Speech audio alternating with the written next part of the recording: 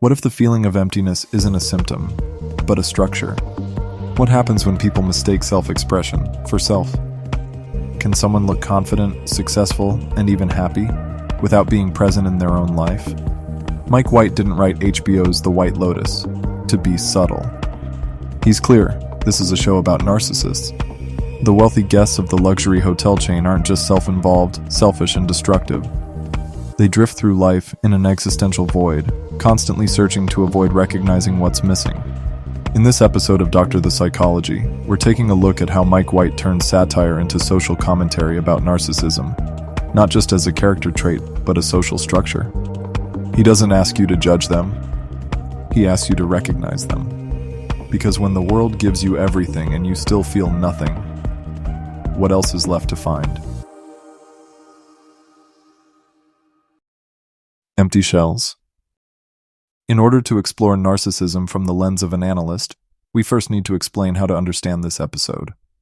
One of our primary goals for this content is to address widespread misunderstanding of the concept of narcissism. Most people are using what we might call the DSM, symptom-based definition. A grandiose blowhard who exploits others and requires constant fawning and flattering. This is the trait-based definition, and in fact, actually isn't describing the trait at all. It's describing a disorder of the trait, a disfigured version that distorts personality formation in a stable and enduring way. If the trait's not disordered, it doesn't work this way. There are three theorists who most significantly articulate normal, healthy developmental narcissism: Kernberg, Kohut, and Winnicott. Kernberg identifies narcissism as a continuum. Normal adult narcissism regulates self-esteem through a system of values and prohibitions. Infantile narcissism seeks gratification of need via the other, not the self. And pathological narcissism, that's the one people are thinking of when they think of narcissists. Kohut tells us why: unmet self-object needs via the parent-child relationship. Mirroring, idealizing, and twinship needs mean that the parent's guidance and care causes them to be idealized in the child's eyes. In return, the parent's gaze reflects back this idealization to the child. Mutual idealization, sameness, achieves twinship, where the child internalizes the parent's idealization as his own.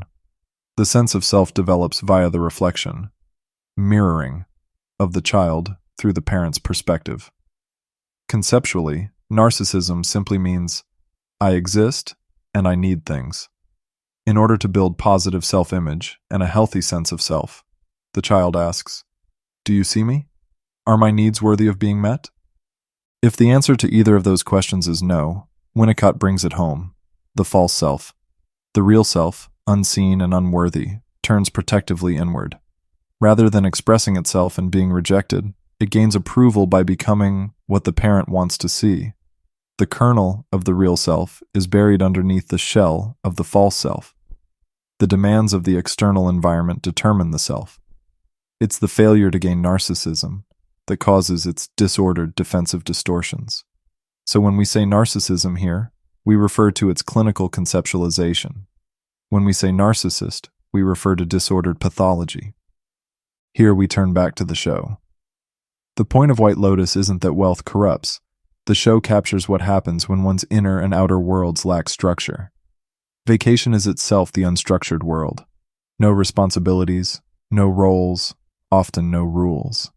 The shell of the false self, lacking an internal anchor, uses the external world to stabilize its instability.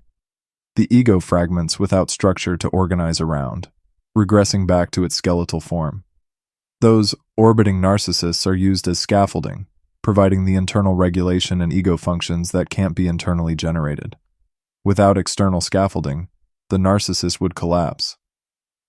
White Lotus is about what happens when narcissists revert back to the unconscious structure of the psyche, when those around them are no longer propping it up.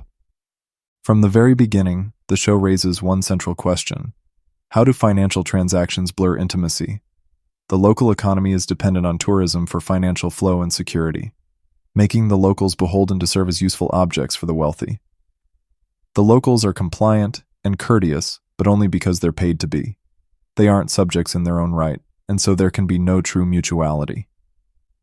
Here's how to simplify mutuality. I'm an object for you when you need me, and when you need me, I serve my function. But you never become an object for my use. If I asked you to be, you'd refuse. Our relationship is based solely on how useful I am to you. And if I stopped being useful, we'd have no relationship. Need meeting is one way, not mutual. If you've ever been in therapy, you may have worked on making relationships healthier by ensuring both parties' needs are getting met. The vacationers have all the things we're told we need for a happy life: wealth, family, friends, successful careers, beauty. So what need isn't getting met that they all seem so preoccupied with trying to figure out how to be happy? The irony of the narcissistic personality structure is that it compensates for unmet self-object needs, but the reason why they're unmet is because they're disavowed. Here's cardinal rule 1 of pathological narcissism.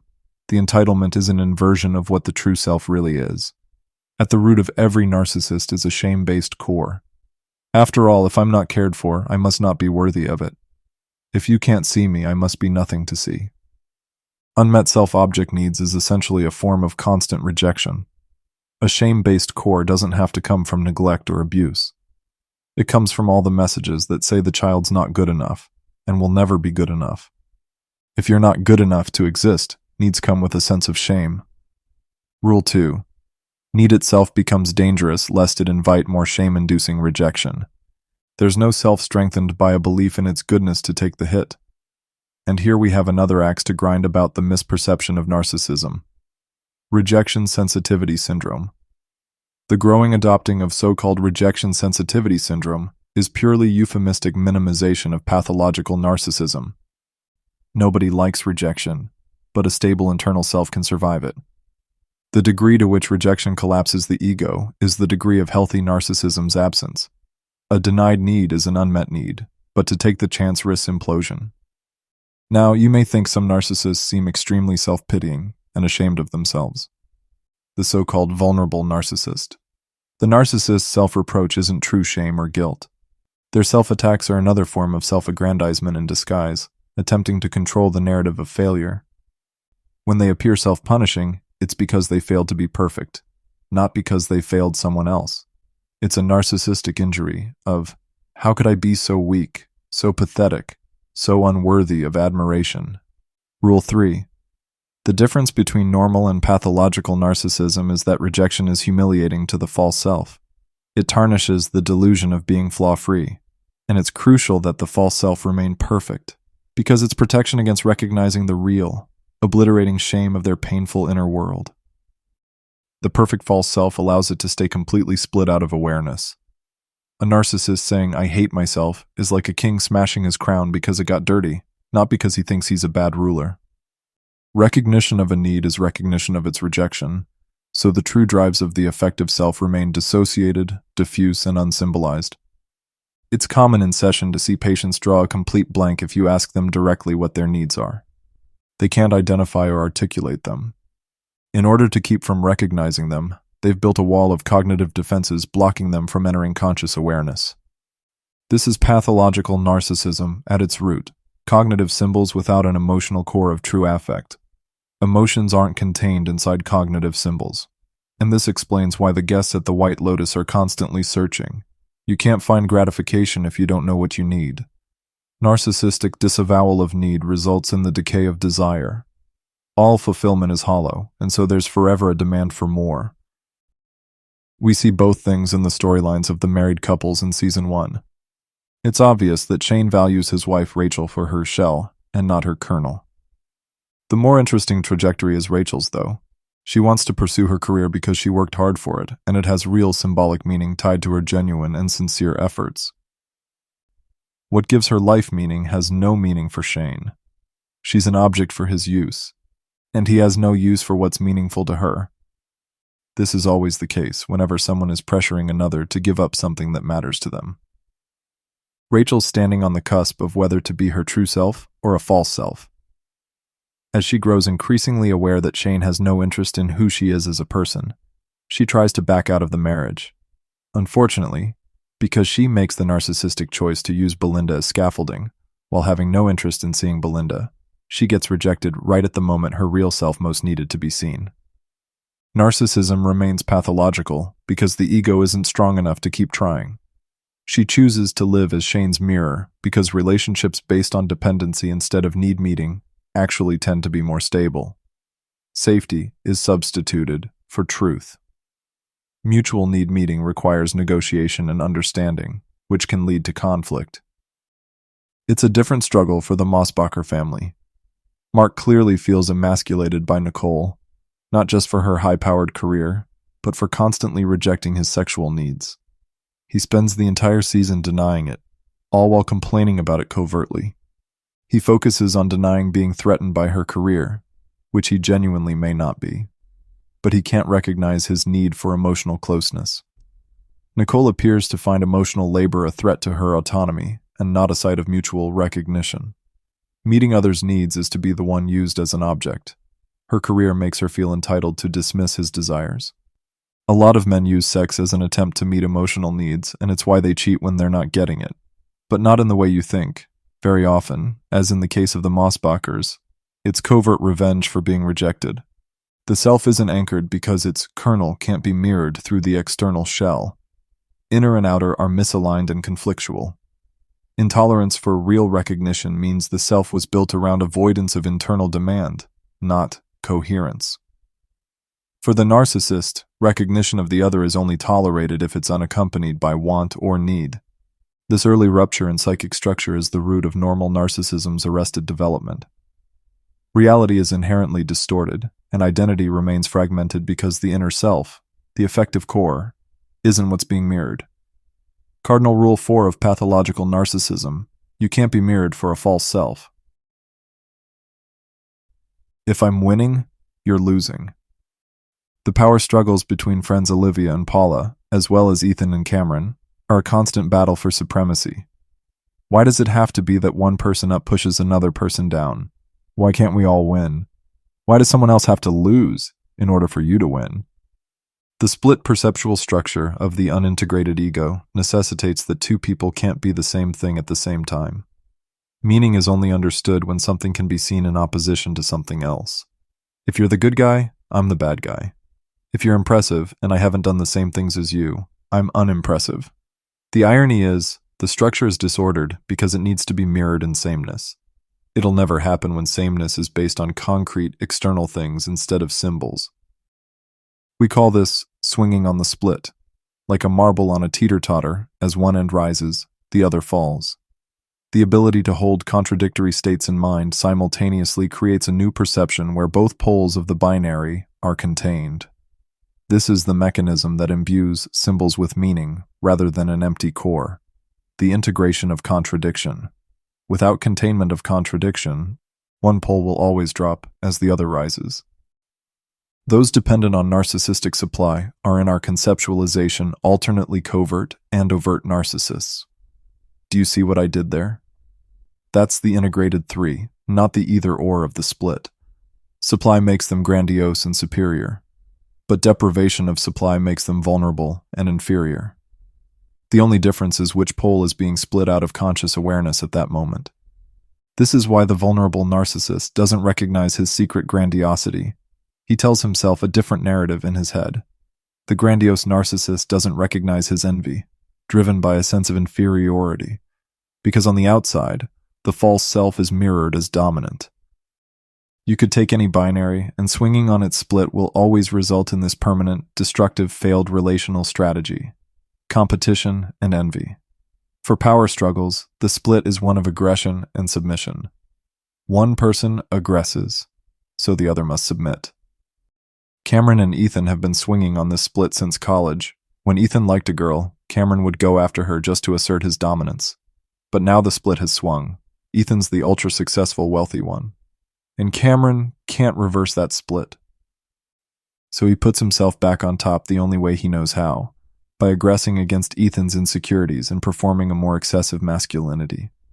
In reality, Cameron is envious of Ethan's interiority, as all narcissists are. Someone with a whole self has the one thing they will always lack. There isn't a way to escape that inferiority, so they must always aggress and compete. Boundary confusion, intruding on others with implicit demands for ego gratification, isn't a relational style. It's a symptom of structural arrest. Narcissists dominate over others because a lack of symbolic authority results in a lack of real authority. Those who truly hold power don't have to keep asking for it or proving it. It's recognized, not performed. What makes performed masculinity so unbearable to watch is that it's trying too hard to look like itself. Cameron doesn't want power. He wants proof that no one else has it. Competition between female friendship is depicted a little differently. Harper and Daphne compete not through overt jealousy or dominance, but through conflicting worldviews. They're fighting over what counts as real. Harper finds Daphne shallow, too blissfully detached to notice she's living in a farce. Grounded and realistic, Harper can't imagine anything that looks so empty could have any depth. But it's not just judgment, it's projection. Harper needs to believe Daphne and Cameron's marriage is fake, because if it's real, then hers is lacking. The way they lean into their carefree affection threatens Harper. It's too easy, too smooth, too unearned. If their love is real, then why is she having the problems she is in her own marriage? Yet again, because narcissism itself is a constant question of delusion or reality, the irony is that Daphne isn't deluded. She knows exactly what her marriage is. She and Cameron practice a kind of form of mutual exploitation. They have a sort of toxic equilibrium of transactional intimacy. Unlike many of the narcissists on White Lotus, she consciously chooses to play as the false self. Daphne likely has healthy narcissism and has chosen a shell out of expediency, not necessity. She made the fantasy functional. Olivia wants whatever Paula has because her emotional deadness means she can't intrinsically determine what has value. For her, nothing truly does. She only knows something has value because another person wants it. She wouldn't have wanted Kai, the local performer at the resort, if Paula didn't. Olivia likely wouldn't have been happy if they had both found romantic interests. Since Paula having something means Olivia doesn't, it's only rectified by taking what Paula has. A different one won't work, because it's not the one Paula saw value in. The most obvious dynamic of aggression and submission is, of course, the sad tale of Armand and Shane. Newly married Shane constantly hounds Armand not because he feels cheated, but because Armand withholding what he wants gives Armand power over him. He's trying to force Armand to submit. He keeps insisting despite Rachel begging him to let it go because it's not a physical, reality-based power struggle. It's a symbolic power struggle for dominance. Armand has literal power as the keeper of the keys, but Shane has symbolic power in his role as patron. The split between the symbolic and the real makes unclear who has to submit in the end. Mark Mossbacher resolves his split masculinity and emasculation in the real. Taking on Kai during the robbery attempt restores some symbolic masculinity in Nicole's eyes, and she stops sexually rejecting him. If Mark can only be seen as masculine in Nicole's eyes by enacting over-the-top masculine-coded acts, what's she gonna do when he's not? Why is his masculinity not seen just because he's male? The symbolic masculinity is only granted on the basis of the actions that prove it. Figures. The external defines the internal when it's supposed to be the other way around. Hierarchies, higher and lower orders, what's greater and what's lesser, are inherently present in human frameworks. But when binaries remain flattened, as in swinging on splits, they're horizontal and simply switching between poles. What looks like higher and lower is a false hierarchy constantly shifting based on external events. Vertical integration of higher and lower, the three, is never achieved. I see you, but do you see me? Narcissists drift through the world constantly trying to be seen. They're what's called mirror-hungry personalities, forcing everyone around them to reflect their sameness and never doing it in return. You have to understand my perspective, but I don't have to understand yours. You have to look at me, but I don't have to see you. Of course, the irony is whenever the real self is glimpsed, they recoil from the reflection. Rule 5. Pathological narcissism means believing the self is its image. There's no distance from the mirror to see the real self. The mirror is a flat surface, not a reflection. Being unable to see one's own needs makes you incapable of seeing the intentions of others and what's driving their behavior. Because you don't know what's driving your own. So if you only see others as objects for your own use, what do they see you as? White begs the question, Who's exploiting who? Tanya, who represents an infantile, if not comedic narcissism, knows that she uses her money to buy people's emotional labor. She's not deluded about who she is, but she still outsources regulation and stability of her internal world to others. She doesn't want love. She wants someone to manage her unbearably intense need for it. Just like the baby, she's pure need with no symbolic containment. Need is total, overwhelming, and fused with the entitlement of being owed. Tanya's exploitation oscillates between dependency and domination, as she exploits others for emotional gratification, and they exploit her need for it. Rule 6. Love is annihilating unless it can be controlled. Shane has an implicit belief that his wealth should secure Rachel's willingness to tolerate his control. He can't formulate any version of their marriage where his wealth doesn't override her autonomy. Tanya begs and pleads for Belinda's care, enticing her with financial promises to get it, but drops her the second Greg presents the opportunity to meet those needs. She marries Greg not because she loves him, but because her money makes him dependent on her, guaranteeing he's less likely to leave. Tanya's not capable of mutuality because it would require her to be seen, and she's terrified of having the real self rejected. Instead of mutuality, she clings, collapses, or controls. When the fantasy of her marriage starts falling apart in season 2, she spirals out, desperate for validation wherever she can find it, ultimately leading to her death. She dies flailing and literally drowning from pure, uncontained affect. She doesn't die because someone killed her. She dies because there was never anything inside holding her together. Narcissists are terrified of being exploited as an object for another's use, but sex workers Mia and Lucha subvert being used. They understand the game they're in and play it with intention. They're not false selves chasing validation. In fact, they don't need it. They're using the blindness of the narcissists around them for their own gain. Lucha knows exactly what her body is worth in that particular environment. Albie doesn't. He thinks he's buying virtue, a symbol by rescuing a good girl from a bad world. But his real need is to disavow the shame inherited from his chauvinistic grandfather and objectifying, sex-addicted, cheating father. Lucha lets him project that onto her, knowing it's not reflective of her real self. She lets him use her because she knows she's using him. She plays the part and walks away with the money because Lucha and Mia are the only ones who know what they're selling.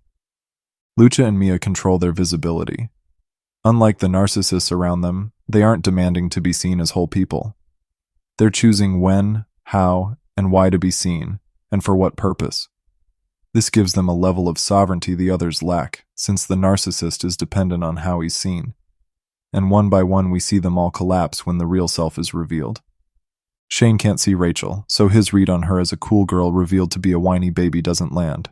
But when Rachel accurately points out he's a baby man whose mother showed up to his honeymoon and who throws endless tantrums when he doesn't get what he wants, he ends the conversation and leaves the room. Narcissists can only see their reflection in others because they have no understanding of how to access the other's interior world. He saw her behavior as his own behavior because his own perspective is the only one he has. Shane couldn't insult Rachel for somebody she's not. It's Belinda's accurate reflection that causes her to collapse. When Rachel sees the reflection of herself in Belinda's eyes as an entitled white woman using a black woman for emotional labor, she saw herself for who she is. Whether she went back to Shane in denial or in acceptance of her narcissism is anyone's guess. Olivia cries when Paula shows her her reflection, not because she's hurt by the things Paula said, but because Paula made it clear Olivia is no better than the rest of her family. Olivia defines herself in opposition to the rest of her family, to elevate herself. She can't bear the idea that she is what she looks down on. When you devalue the object, you devalue yourself. Normal narcissism is mirrored via twinship, but pathological narcissism is fed by supply, a false extraction of idealization based only on external validation. Wealth, beauty, material things, accomplishments are all stand-ins for the good self. The only one who finds meaning in the end is Quinn. His journey is literally one of decentering himself. He doesn't make a big show of announcing his decision, like the others with their performative epiphanies, self-deprecating vulnerability, and strategic awakenings. He just acts, detaching from the narcissistic symbolic reality altogether, the vacation, the screens, and the family dynamic. Quinn's not trying to resolve his shame by flipping the split. "I'm special now," as many of the others do. He just steps out of the split by contributing to something real. When he joins the Indigenous canoe team, he finds symbolic anchoring, not in winning or being impressive, but in letting himself become useful in a non-narcissistic way. He connects to a system of real meaning, belonging, and embodied participation. He doesn't demand to be mirrored, he mirrors the world. That's why he's the only one who leaves the resort having actually changed. He didn't find meaning. He stopped looking for it in a mirror. Hey guys, when we started sketching out this episode, we weren't sure what angle to take. The class and wealth analysis of White Lotus is pretty oversaturated. Once we thought of centering narcissism itself across the plot, we realized we could use it to build the vertical structure. I think it would be accurate to say the average person doesn't know narcissism means something very different on the opposite side of the couch. Not all therapists do, really. Because our practice approach is grounded in psychoanalysis, not behaviorism. We know we might be challenging what most people think of as therapeutic norms. We subscribe to the idea of healing, not changing behavior. And to do that, we work from theoretical orientations that are Freudian and from object relations. It's modern-day continuation. The good thing about that, though, is this formulation, the dimensional, not trait-based approach to personality structure, is in consideration to become the norm in the next DSM. That means if it does, all therapists will have to practice from the psychodynamic lens. But we won't know until it prints. If you're curious, you can check out the DSM-5 and read the proposal in the back. There's also a really good page about healthy narcissism on Wikipedia. Take a look. Without healthy narcissism, you're either a Tanya or an Olivia, or worse, a Shane or a Cameron. At its core, pathological narcissism is a painful lack. It isn't about power or grandiosity. It's about hunger, the desperate need to be reflected, and the ache of needing to be seen because you can't see yourself. No amount of admiration ever fills it. That's not confidence. That's collapse in slow motion. The tragic pain of hungering for something that can only be consumed from others is that it can't be provided by the self. To have a void where healthy narcissism should be is like having a hole in the bottom of a bag.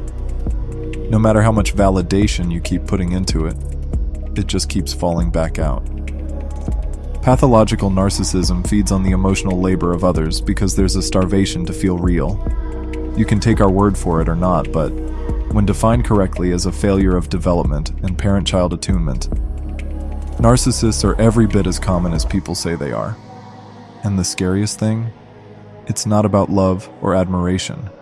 It's about the terror of not existing unless someone else reflects you back. It's an inversion of how actual mirroring is supposed to work. Not because of what's in the mirror, but for fear of what's not in the mirror. I'm Dan with Dr. The Psychology, and our next mini-episode is going to be taking a look at defense mechanisms. YouTube has given us access to community posts, despite the fact that we're far below the subscriber threshold for doing so. Metrics show the listeners we do have engage meaningfully. So if you find these episodes useful, you can help us reach a wider audience by showing engagement by liking, subscribing, or leaving a comment.